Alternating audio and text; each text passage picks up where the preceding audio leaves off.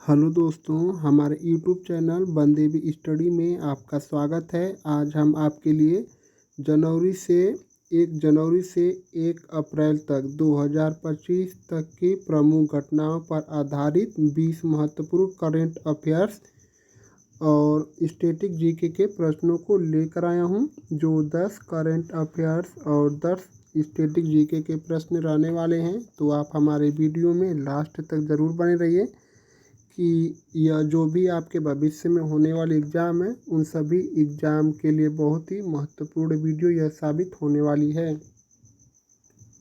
तो चलिए स्टार्ट करते हैं। आप हमारे वीडियो में लास्ट तक ज़रूर बने रहिए, क्योंकि मैं बहुत ही अच्छे प्रश्न को लाया हूँ और यह वही प्रश्न हैं जो आपके एग्ज़ाम में ज़रूर पूछे जाएंगे।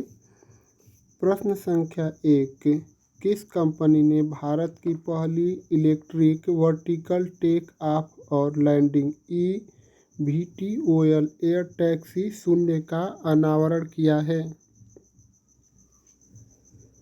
तो यह जो EVTOL है, इसका full form electric vertical take off और लैंडिंग या एक प्रकार की एयर टैक्सी है का अनावरण कहाँ किया गया है और कौन सी कंपनी इसकी शुरुआत की है? तो वह सरला एविएशन कंपनी ने शुरुआत की है। इस प्रश्न का उत्तर ऑप्शन सी होगा। मैं इस वीडियो में केवल आपको क्वेश्चन पढ़ूंगा और आंसर को ट्रिक कर दूंगा। अगर आपको लगेगा कि मैं क्वेश्चन का आंसर जल्दी बता रहा हूं, तो आप हमारे वीडियो को क्लोज करके या फिर दोबारा देख सकते हैं। यह वीडियो यूट्यूब पर ही पड़ी रहेगी। प्रश्न संख्या 2, नाइजर अफ्रीकी क्षेत्र का पहला देश है जिसने किस बीमारी को समाप्त किया है? तो वह कौन सी बीमारी है जिसको अभी हाल ही में नाइजर अफ्रीकी देश है जो किस बीमारी को अभी हाल ही में समाप्त किया है? तो वह आंकोसेरसियासिस है। इस बीमारी का नाम आंकोसेरसियासिस है। प्रश्न संख्या 3, किस राज्य ने पूर्वोत्तर में संपत्ति कार्ड वितरण की पहल शुरू की है? तो यह संपत्ति कार्ड है। तो आप लोग नीचे सी और डी ऑप्शन देख सकते हैं। तो प्रश्न संख्या 3 का उत्तर होगा ऑप्शन ए। असम में संपत्ति कार्ड का वितरण की पहल शुरू की गई है।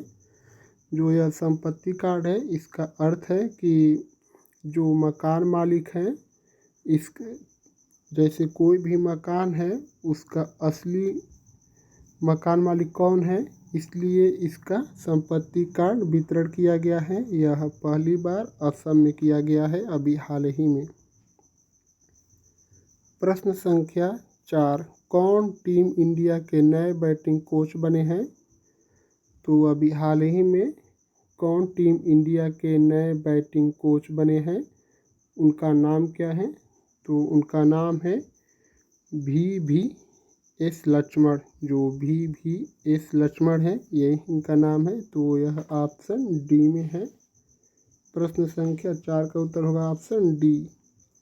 प्रश्न संख्या 5, दिल्ली विधानसभा चुनाव 2025 के लिए नामांकन पत्र दाखिल करने की अंतिम तिथि क्या थी? और इस समय दिल्ली की मुख्यमंत्री कौन है? तो इस समय वर्तमान में दिल्ली की मुख्यमंत्री जो है वह रेखा गुप्ता जी हैं। जो रेखा गुप्ता हैं, इस समय वर्तमान दिल्ली की मुख्यमंत्री हैं, जो बीजेपी से हैं। तो प्रश्न संख्या 5 का उत्तर होगा ऑप्शन सी। 17 जनवरी 2025 को नामांकन पत्र दाखिल करने की अंतिम तिथि थी। प्रश्न संख्या 6, किस देश ने आंकोसेरसियासिस रिवर ब्लाइंडनेस को समाप्त करने वाला पहला अफ्रीकी देश बनने की उपलब्धि हासिल की है? तो यह नाइजर देश है, जो इस बीमारी को समाप्त करने वाला अफ्रीकी क्षेत्र का पहला देश बना है। तो नाइजर हम लोग देखेंगे किस ऑप्शन में दिया है। तो यह ऑप्शन सी में है, नाइजर ऑप्शन सी। इस प्रश्न का उत्तर ऑप्शन सी होगा। प्रश्न संख्या 7, किस भारतीय क्रिकेटर ने ऑस्ट्रेलियन ओपन 2025 में मिक्स्ड डबल्स के पहले दौर में भाग लिया? तो वह कौन सा भारतीय क्रिकेटर है जो ऑस्ट्रेलियन ओपन में 2025 में मिक्स्ड डबल्स के पहले दौर में भाग लिया? तो वह रोहन बोपन्ना है। यह एक भारतीय क्रिकेटर हैं जो ऑस्ट्रेलियन ओपन 2025 में मिक्स्ड डबल्स के पहले दौर में भाग लिया है। आप हमारे वीडियो में लास्ट तक बने रहिए क्योंकि मैं बहुत ही अच्छे प्रश्न को लाया हूँ। अगर हमारी वीडियो आपको अच्छी लगे तो सब्सक्राइब और लाइक ज़रूर कीजिए दोस्त। प्रश्न संख्या 8, किस राज्य में कोची संवाद 2025 के पहले चरण का शुभारंभ किया गया? जो कोची संवाद 2025 है, इसका पहला चरण भारत के किस राज्य में आरंभ किया गया है? तो वह केरल राज्य में आरंभ किया गया है। तो यह जो कोची संवाद है 2025 के पहले चरण का शुभारंभ केरल राज्य में किया गया है। इस प्रश्न का उत्तर ऑप्शन बी होगा। प्रश्न संख्या 9, किस देश ने ऑन्कोसेरसिस रिवर ब्लाइंडनेस को समाप्त करने वाला पहला अफ्रीकी देश बनने की उपलब्धि हासिल की है? तो यह नाइजर देश था, अभी मैं आपको बताया हूँ। इस प्रश्न का उत्तर ऑप्शन सी होगा। प्रश्न संख्या 10, किस राज्य में कोची संवाद 2025 के पहले चरण का संवाद का शुभारंभ किया गया है? तो यह केरल राज्य है, ऑप्शन बी। तो हमारे 10 करंट अफेयर्स के प्रश्न समाप्त हो चुके हैं। तो अब स्टैटिक जीके के 10 प्रश्नों को देखते हैं। प्रश्न संख्या 11, किस भारतीय राज्य में काजीरंगा राष्ट्रीय उद्यान स्थित है? तो हमारा काजीरंगा राष्ट्रीय उद्यान यह भारत के असम राज्य में स्थित है। यह एक सींग वाले गेंडे के लिए प्रसिद्ध है। काजीरंगा राष्ट्रीय उद्यान भारत के असम राज्य में स्थित है, ऑप्शन बी। प्रश्न संख्या 12, पंचशील के सिद्धांतों पर भारत का पहला समझौता किस देश के साथ हुआ था? जो यह पंचशील समझौता है यह भारत और चीन देश के बीच हुआ था। तो चीन किस ऑप्शन में? बी में। प्रश्न संख्या 12 का उत्तर ऑप्शन बी होगा। यह भारत और चीन के बीच सन 1954 में पंचशील समझौता हुआ था। इसको आप ऐसे ही याद कर लीजिए। पंचशील समझौता भारत और चीन के बीच और सन 1954 में हुआ था। प्रश्न संख्या 13, कौन सा तत्व स्टेनलेस स्टील को जंग से बचाने में मुख्य भूमिका निभाता है? तो वह कौन सा तत्व है जो स्टेनलेस स्टील को जंग से बचाने में मुख्य भूमिका निभाता है? तो वह क्रोमियम है, ऑप्शन बी। प्रश्न संख्या 14, किस मुगल सम्राट के शासनकाल में तुलादान प्रथा प्रचलित थी? तो यह कौन था जिसमें तुलादान प्रथा प्रचलित थी? वह मुगल सम्राट का कौन सा सम्राट था? तो वह सम्राट अकबर था। प्रश्न संख्या 15, सुभाषित शब्द का अर्थ क्या है? सुभाषित शब्द का अर्थ क्या है? तो जो सुभाषित शब्द है इसका अर्थ है नीतिपरक वचन, ऑप्शन बी। प्रश्न संख्या 16, किस नदी को बिहार का शोक कहा जाता है? तो बिहार का शोक कोसी नदी को कहा जाता है। तो कोसी नदी ऑप्शन बी में है। बिहार का शोक कोसी नदी को कहा जाता है। अब प्रश्न संख्या 17, कथकली नृत्य शैली किस राज्य से संबंधित है? तो कथकली केरल राज्य से संबंधित है।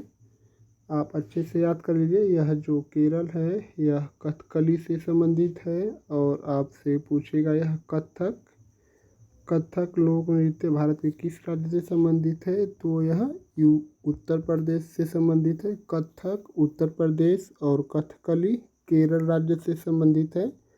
और यह जो कुचिपुड़ी है इसका आंध्र प्रदेश होगा। जो कुचिपुड़ी लोक नृत्य है इसका आंध्र प्रदेश होगा। और जो ओणम है यह कर्नाटक से संबंधित है। प्रश्न संख्या 18, कौन सा ग्रह शुक्र तारा के नाम से भी जाना जाता है? तो वह कौन सा ग्रह है जो सूर्य तारा के नाम से जाना जाता है? तो यह शुक्र ग्रह ही हो सकता है। इस प्रश्न का उत्तर ऑप्शन सी होगा। प्रश्न संख्या 19, गीत गोविंद के रचयिता कौन है? तो जो गीत गोविंद के रचयिता हैं वह जयदेव हैं। गीत गोविंद के रचयिता जयदेव जी हैं। Option C. रामचरितमानस के रचयिता तुलसीदास जी हैं। और सूरसागर जी, यह सूरदास जी की रचना है सूरसागर। प्रश्न संख्या 20 और आज के प्रैक्टिस सेट का लास्ट क्वेश्चन, किस वर्ष साइमन कमीशन भारत आया था? ऑप्शन आप लोग के सामने है। अगर हमारी वीडियो आपको अच्छी लगी है तो हमारे चैनल को सब्सक्राइब कर लीजिए और एक लाइक ज़रूर कीजिए दोस्त। और आप यह भी बताइए कि यह जो मैं वीडियो बनाया हूँ आपको कैसी लगी। अच्छी लगी तो सब्सक्राइब और लाइक ज़रूर कर दीजिए। अगर आपको किसी विशेष टॉपिक, किसी स्पेशल टॉपिक पर वीडियो चाहिए तो वह मुझे कमेंट कर दीजिए। मैं उस पर अवश्य आपके लिए एक वीडियो बना कर लाऊंगा। किसी थ्योरी या किसी PYQ या MCQ पर भी आप कमेंट कर सकते हैं। और यह जो प्रश्न संख्या 20 है इसका उत्तर आपको कमेंट में बताना है। देखते हैं कितने लोग इसका उत्तर कमेंट करके बता पाते हैं। तो आप लोग हमारे चैनल को ज़रूर सब्सक्राइब कीजिए दोस्त। आप लोग का बहुत बहुत धन्यवाद।